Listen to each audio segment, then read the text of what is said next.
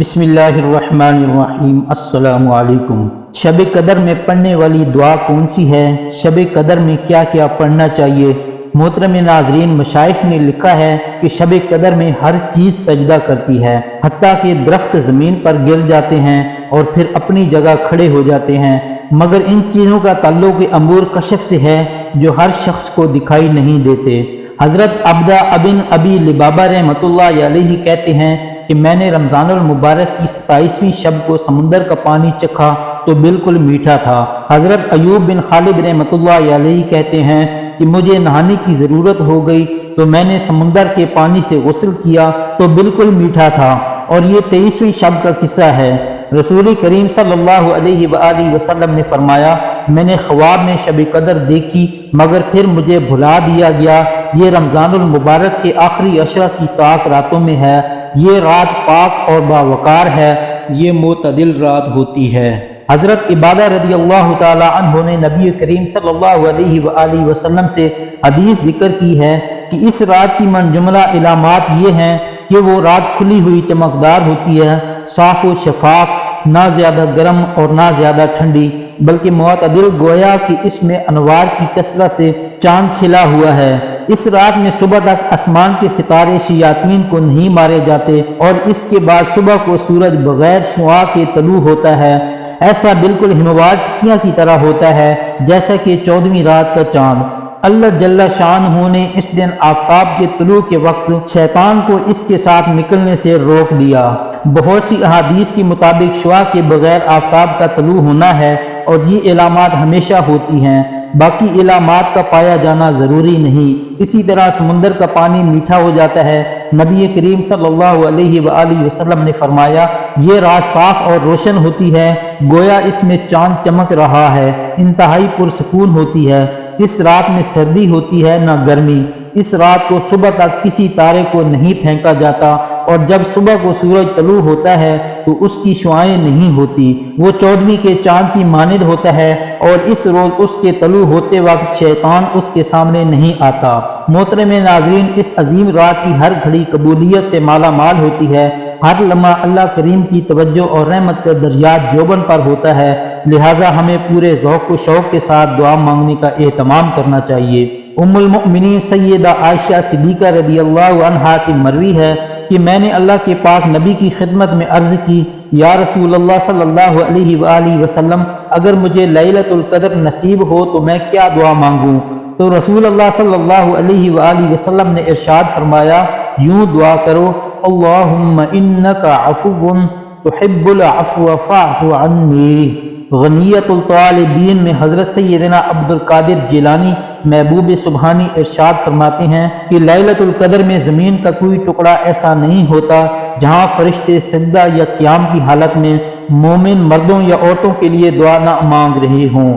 حضرت جبرائیل علیہ السلام زمین پر اترتے ہیں، تمام مؤمنین سے مصافحہ کرتے ہیں، سلام کہتے ہیں، اور ان سے کہتے ہیں کہ اگر تم اطاعت گزار ہو تم پر قبولیت اور احسان کے ساتھ سلامتی ہو، اگر تم گناہ گار ہو تو تم پر مشق کے ساتھ سلامتی ہو، اگر تم سو رہے ہو تو تم پر رضائے الہی کے ساتھ سلام ہو، اگر تم قبر میں ہو تو تم پر خوشی اور خوشبو کے ساتھ سلام ہو، اگر کوئی بے اولاد اس عظیم رات میں اولاد کے لیے دست سوال دراز کرتا ہے تو اس کو اولاد کی دولت سے مالا مال کیا جاتا ہے۔ یہ وہ معظم رات ہے جس میں اللہ تعالیٰ اپنی شان کے مطابق جلوہ گر ہوتے ہیں، اور دوسری طرف فرشتے روئے زمین پر گلی گلی ہر کوچے میں پھیل جاتے ہیں۔ اللہ کی رحمت پکار پکار کر کہہ رہی ہوتی ہے کہ ہے کوئی بخشش طلب کرنے والا کہ اس کو بخش دوں، ہے کوئی مغفرت چاہنے والا کہ اس کو معاف کر دوں۔ یہ عمل طلوع فجر تک جاری رہتا ہے، اور خوش نصیب اپنی خالی جھولیاں بھر کر لے جاتے ہیں۔ شب قدر کی اصل عبادت رات کا قیام یعنی نماز ہے۔ اس رات کو جتنا ممکن ہو سکے قیام کرنا چاہیے، اللہ کی بارگاہ میں کھڑے ہو کر فرض نفل نمازیں ادا کرنی چاہیے۔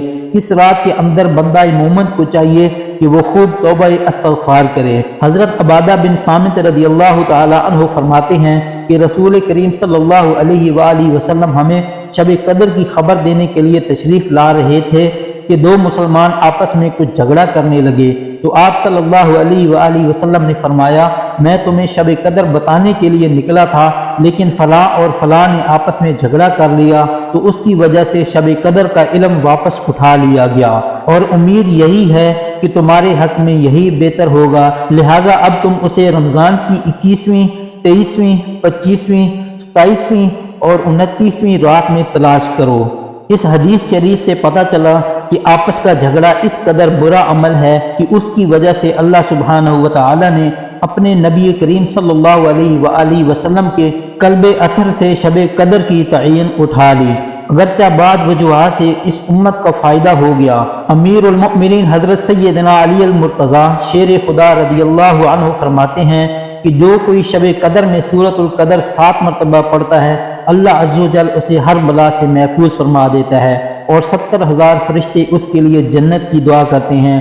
جو کوئی سال بھر میں جب کبھی جمعہ کے روز نماز جمعہ سے قبل 3 بار سورۃ القدر پڑھتا ہے تو اللہ عز و جل اس روز کے تمام نماز پڑھنے والوں کی تعداد کے برابر نیکیاں لکھ دیتے ہیں۔ محترم ناظرین، یوں تو مختلف مقامات پر شب قدر کی فضیلت کے متعلق متعدد ارشادات موجود ہیں، لیکن چونکہ اس پر اللہ کریم نے خود سورت اتاری ہے اور اس کے سارے فضائل خود رب العزت نے بیان فرما دیے ہیں، تو مناسب یہی معلوم ہوتا ہے کہ سب سے پہلے اس سورت کا ذکر ہو جائے جو اس موقع پر نازل ہوئی۔ اس سورہ مبارکہ میں ارشاد ہوا، بے شک ہم نے اس قرآن کو شب قدر میں اتارا، اور آپ نے کیا جانا کہ شب قدر کیا ہے؟ شب قدر 1000 مہینوں سے بہتر ہے، اور اس رات میں فرشتے اور روح جبرائیل امین اپنے پروردگار کے حکم سے امر خیر کے لیے اترتے ہیں۔